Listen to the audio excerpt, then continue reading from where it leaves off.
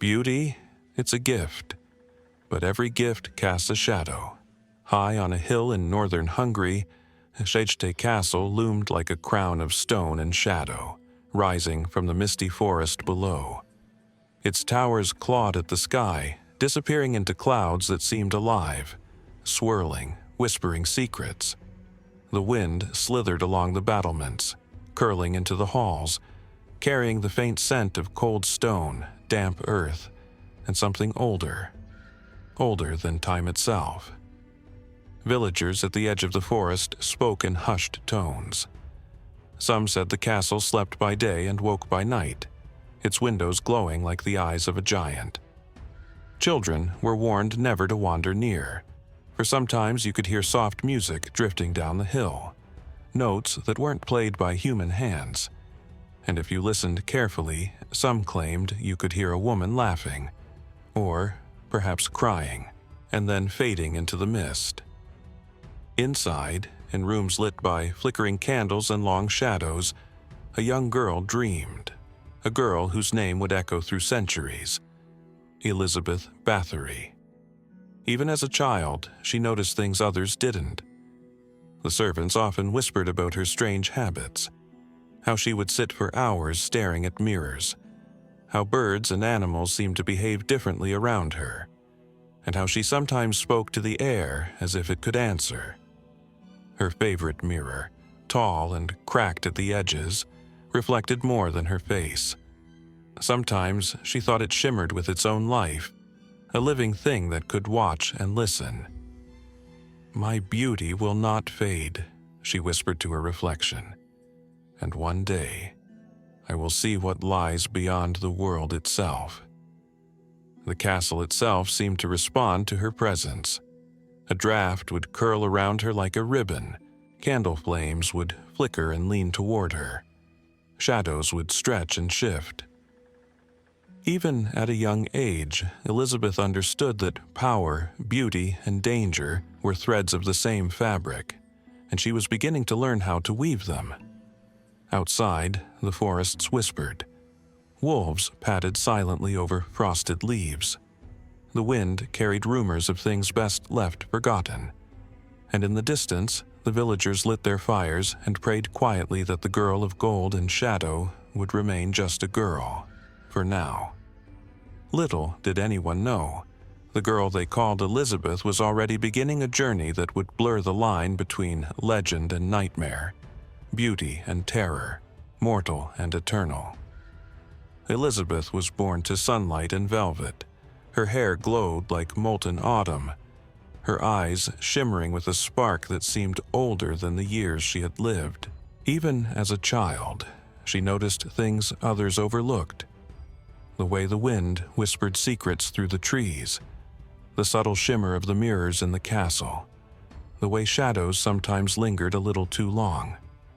She ran barefoot through the castle gardens, feeling the dew on her skin and the chill of the stone paths beneath her feet. The roses seemed to lean toward her, their petals brushing her fingers as if drawn to her presence.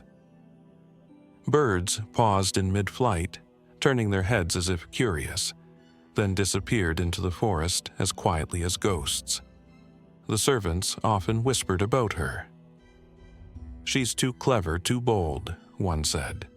"She doesn't belong to the world we know," murmured another. Elizabeth paid no mind. She spent hours wandering the corridors and towers, exploring every shadowed corner, tracing the carvings on the stone walls with her fingertips. Every echo, every flicker of candlelight felt alive, like the castle itself was breathing around her. Her favorite mirror was tall, cracked at the edges, yet irresistible. She would stand before it for hours, speaking softly, as if it could answer. Sometimes she imagined it did. "My beauty will not fade," she whispered, "and one day I will see what lies beyond the world itself." At night, she would dream of corridors that stretched forever, lined with shadows that moved like dancers, bowing to her command. When she awoke, her heartbeat still echoed that rhythm, and she would look around the empty halls of Chejte Castle and wonder if the castle had remembered her dreams too. The villagers at the edge of the forest spoke of her with caution. Some claimed the girl could charm the animals, summon the wind, and whisper to the stones themselves. Children dared not approach her, and mothers pulled their daughters away when she passed. Even the bravest knights who visited her father's halls found themselves uneasy under her gaze, as if Elizabeth could see not just their faces, but the very shadows of their souls. And yet, beneath it all, she was still a child. Curious, impatient, craving knowledge and freedom. She collected books like treasures, reading by candlelight in corners where the walls leaned in close, whispering the secrets of the past. She learned about kings and queens, heroes and villains, the mysteries of alchemy and the strange, delicate balance between power and fear. Elizabeth's childhood was a tapestry of light and shadow, beauty and cunning, innocence and ambition. Every laugh carried a spark of danger. Every glance hinted at the woman she would become, a queen of the castle, a master of the crimson waltz that had not yet begun, a legend in the making. And somewhere deep in the halls the castle seemed to watch her. Candles flickered as she passed. Shadows stretched toward her. Even the wind followed, carrying with it whispers of what was to come, the rise of a force that would not be denied, the birth of a queen who would dance with shadows and eternity itself. The day Elizabeth was married, the sky hung low, heavy with silver clouds that looked ready to burst. The castle bells rang like thunder, echoing across the hills, calling the noble families from every corner of the realm. Her husband, Count Ferenc Nadesti, was a soldier of iron and pride, fierce on the battlefield, cold in the heart. He adored Elizabeth's beauty, yes, but in the way a warrior adores his sword, for how it shines, for how it cuts. The wedding feast glittered like a dream. Goblets of wine spilling ruby rivers, violins crying their wild notes into the night. But behind her smile, Elizabeth felt something missing, a quiet hollowness, as if the celebration belonged to someone else.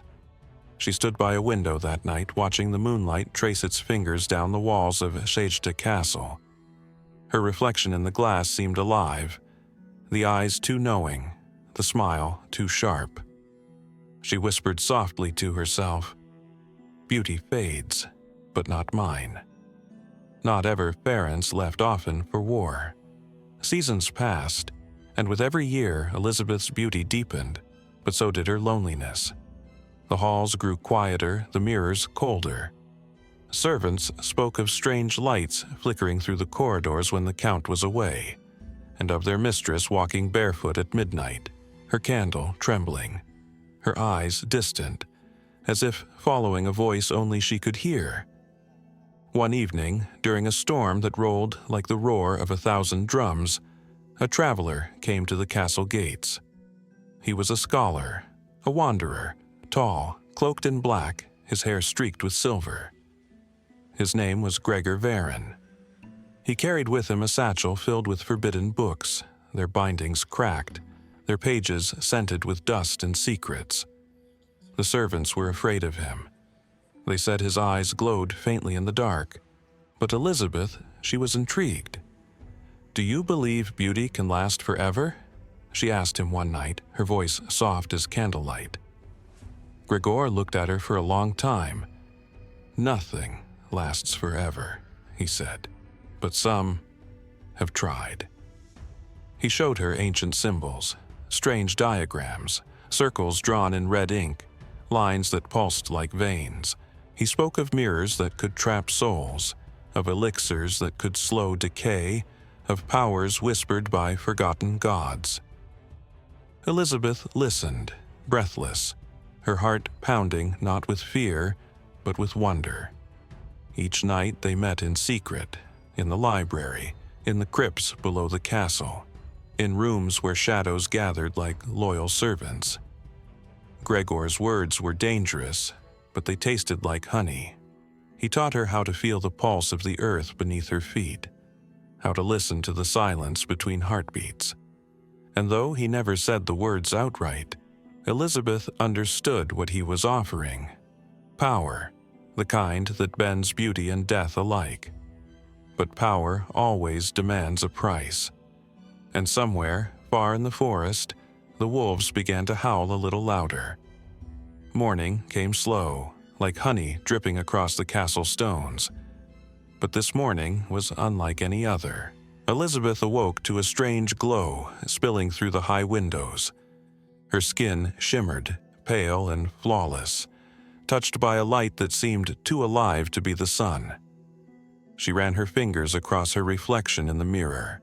The glass trembled beneath her touch, as if it too recognized something new. The mirrors no longer showed merely her face. Shadows flickered within the glass, curling like dancers, bowing, spinning, whispering secrets that made her heart race. The candles flared when she passed. The wind seemed to shift around her, tugging at her hair and gown, as if eager to follow her every step.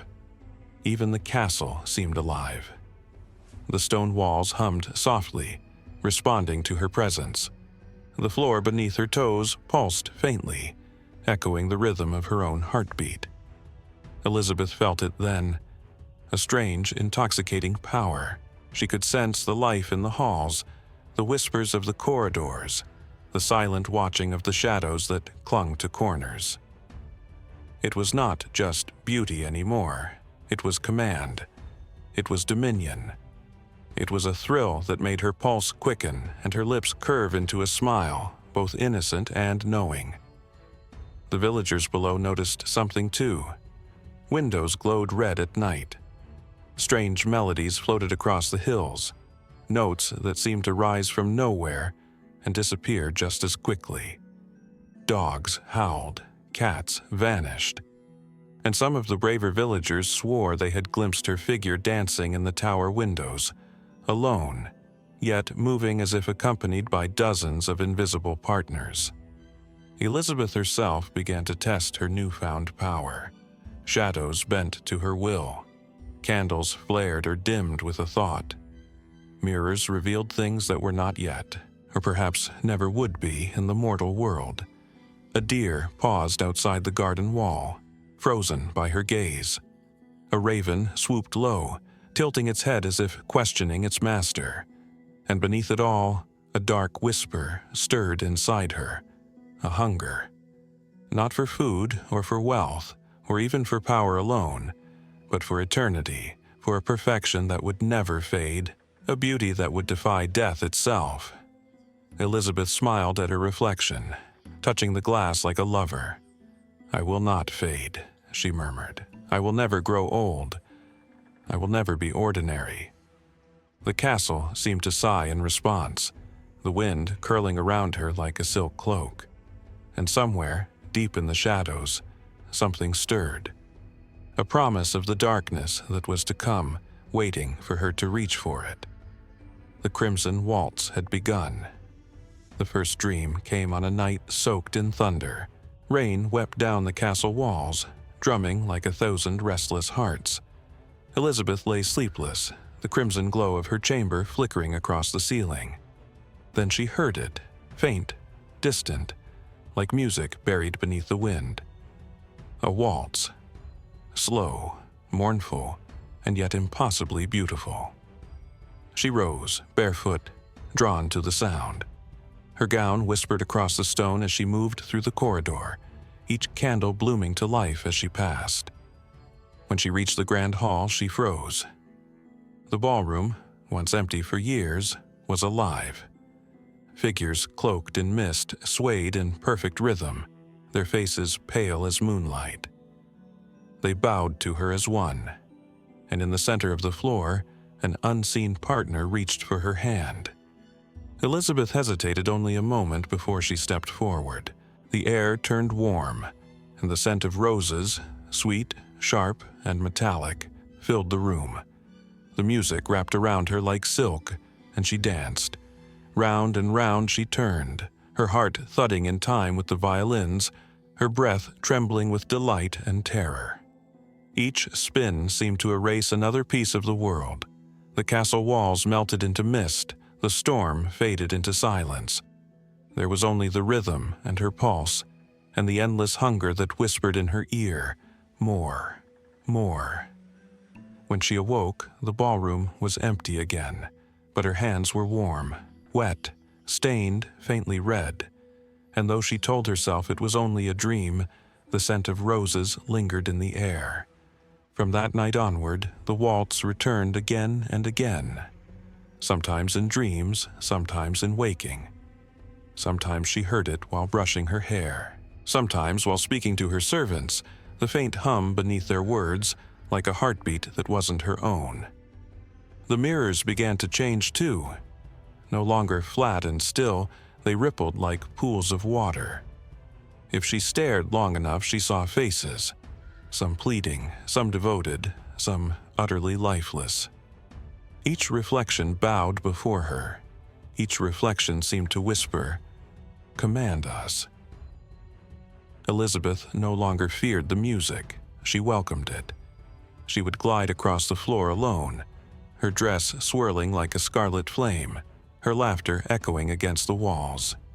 To the servants, it became terrifying, their mistress dancing with invisible partners at midnight, candles flickering, shadows moving on their own. But to Elizabeth, it was ecstasy. The waltz made her feel alive, ageless, infinite. Every spin, every note was a promise that she would never fade. And so she danced, and the castle, loyal, bewitched, hungry, danced with her.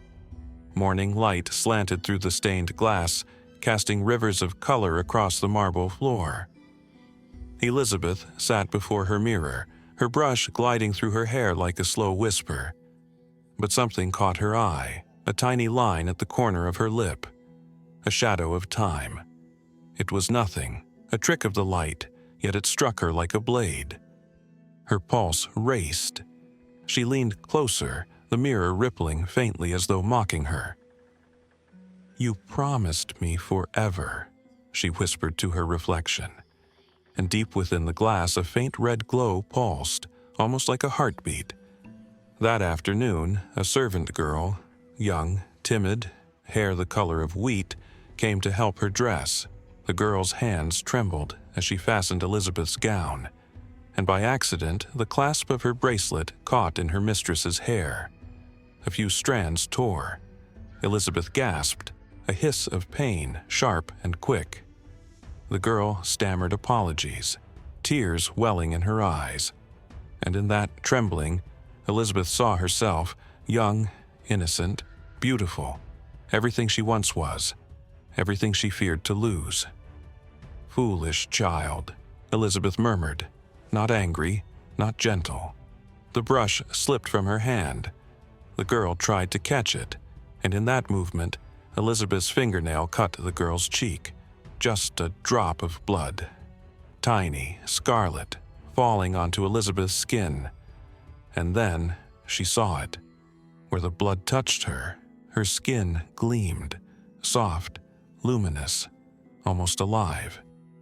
The faint shadow at her lip was gone. Her reflection brightened, her face radiant once more. For a long moment, Elizabeth said nothing. The servant girl wept quietly, clutching her cheek. Then Elizabeth reached out, touching the blood with trembling fingers. The sensation was electric, warm, intoxicating, sacred. That night, she could not sleep. The crimson waltz played faintly in the distance, slow and sweet. Every beat of it called to her, the promise of youth, of perfection. She felt her veins hum with energy, and when she closed her eyes, she saw rivers of red flowing through her dreams, not of horror, but of beauty. She woke before dawn, her heart steady, her purpose formed. The mirror glowed softly as she whispered, "If one drop can restore me, what could a river do?" The next morning, she summoned Gregor, the alchemist. He studied her with a knowing look, half pride, half fear. "You've stepped through the door, my lady," he said quietly. "There's no turning back." Elizabeth only smiled. "Then light the candles, Gregor," she whispered. "Let's see how deep the magic runs." From that day, the castle began to change. Servants disappeared. The air smelled faintly of iron and roses. At night, the villagers saw shadows dancing in the windows, a figure moving with elegance, grace, and something almost divine. And sometimes, when the moon hung low, the waltz drifted down from the towers, soft, slow, heartbreakingly beautiful. It was the sound of a woman who would not let time take her, a woman who would dance forever, no matter the cost. The castle stood silent that winter, its towers shrouded in fog, its walls breathing secrets only the wind dared carry. In the highest chamber, Elizabeth sat once again before her mirror. It was no longer the gentle companion of her youth. It had become a window, a thing alive, pulsing faintly with the color of ember and blood. Gregor, the old alchemist, entered quietly. He bowed low, his hands trembling. "My lady, you have not slept for days." Elizabeth's lips curved into something that wasn't quite a smile. "Sleep is for those who age, Gregor." She turned the mirror toward him, and he gasped. Within the glass, her reflection shimmered like moonlight, flawless, radiant, untouched by time. But the reflection behind her was not the same. It showed the faint silhouette of a girl, eyes wide, lips pale, a ghost of the servant who had vanished. Gregor stepped back. "What have you done, my lady?" Elizabeth rose, her gown whispering like silk over marble. "I've merely unlocked what nature denied us," she said. "Time bends for those who dare." She moved closer to the mirror, and it rippled, as if alive, breathing her in. "Every drop holds a story," she murmured, "and stories never die." For days, she experimented in silence. Her maids came and went, each paler than the last, their eyes hollow, their lips sealed by fear. Gregor begged her to stop, but she had found her rhythm, a waltz of immortality that would not be silenced. Each night, she wrote notes in her crimson diary, inked with strange symbols, alchemical circles, and whispers of forgotten gods.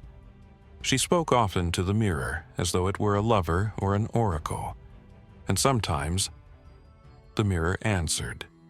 A soft hum, a flicker of red, a shape forming in the reflection, beautiful and terrible. The goddess of time herself, the same one who had once watched her dance, now smiled through the glass.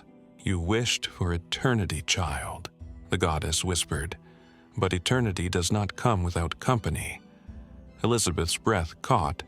"What do you mean?" The goddess smiled, eyes gleaming like dying stars. "For every year you steal, a soul must fade. For every face you perfect, another will vanish." Elizabeth hesitated, for just a heartbeat. Then she whispered, "So be it." And the mirror pulsed, sealing her vow. From that night onward, the villagers began to speak in hushed tones. They said the Countess's beauty had become unbearable, too perfect to be mortal, too radiant to belong to this world. And every evening, as the fog thickened, the crimson waltz echoed again, a song of youth, beauty, and the slow, relentless fall into madness. Dawn broke over Sechte Castle like a gray wound in the sky. Word had reached the king. The Countess's powers were no myth. Soldiers clad in iron and authority marched through the forest, their banners snapping in the cold wind, eyes wary of shadows that seemed to move before them. Elizabeth waited. Her crimson gown brushed the floor, hair drifting like molten midnight. Mirrors in the halls flickered, multiplying her image, dozens of Elizabeths watching, waiting, silent and terrible. The soldiers entered. Candles flared.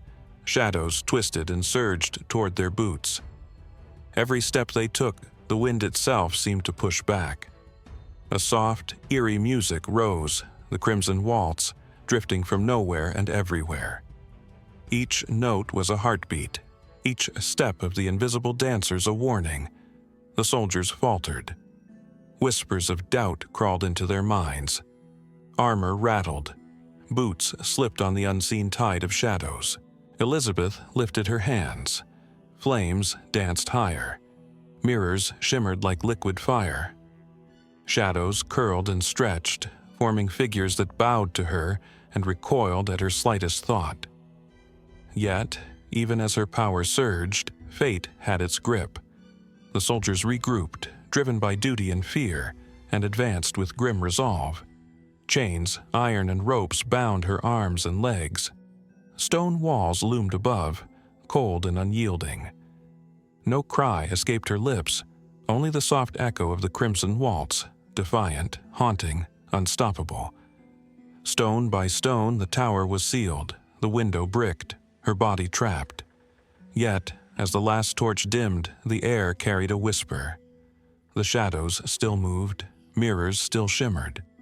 The crimson waltz lingered. Even in chains, she was legendary. The tower was silent, but Elizabeth's spirit did not sleep. Her hands traced the cracked mirrors. The crimson waltz played faintly in her mind. Shadows bent to her will, swirling like living smoke around the small chamber. Though walls imprisoned her body, they could not contain her power. Her mind danced with the melodies of 1,000 unseen corridors. Each shadow, each flicker of light obeyed her thoughts. She whispered to the air, "The body may be confined, but the story, the song, remains mine." Through her confinement, the castle seemed alive, responding to the pulses of her spirit. Candles flickered, the wind shifted, and faint echoes of her waltz rose to the battlements and beyond. Even trapped, she became a queen, not of flesh, but of legend and influence. Travelers passing the castle at night swore they felt her gaze, heard the faint strains of a haunting melody weaving through the fog. The villagers spoke in hushed tones of the Lady of Chejte, beautiful, terrible, eternal. Some claimed to see silver flames twisting like a second figure beside her window, a ghost of the boy who loved too deeply, walking eternally with her spirit. Her legend spread, not through victory of the flesh, but through the indomitable aura of power, beauty, and defiance that no walls could ever bind. Even sealed in stone, she ruled, a queen whose throne was made of shadow, glass, and melody. Centuries have passed, yet the name Elizabeth Báthory still drifts on the wind. Though her body was once sealed behind cold stone walls, hidden from mortal eyes for winters that felt like eternities, her spirit never bowed. Chejte Castle stands under moonlight, its towers reaching like frozen fingers. In the ruins, some swear they see her figure moving, her gown flowing like silver water, hair drifting like midnight fog. The crimson waltz drifts through the air, a melody of courage, beauty, and unstoppable spirit. Shadows bend, candles flicker, and the castle itself seems alive, echoing her presence. Elizabeth is no longer merely a story of sorrow. She is a queen of destiny, fierce, commanding, and unforgettable. Beauty may fade, but courage, wisdom, and power endure. A story claimed is a story eternal. Travelers near the ruins feel her eyes upon them, sense her waltz in the wind, and know some legends are never forgotten, some queens are never gone. If this tale has touched your night, let her dance linger in your thoughts. Like, share, and subscribe, and carry the legend of Elizabeth Báthory beyond the veil of time.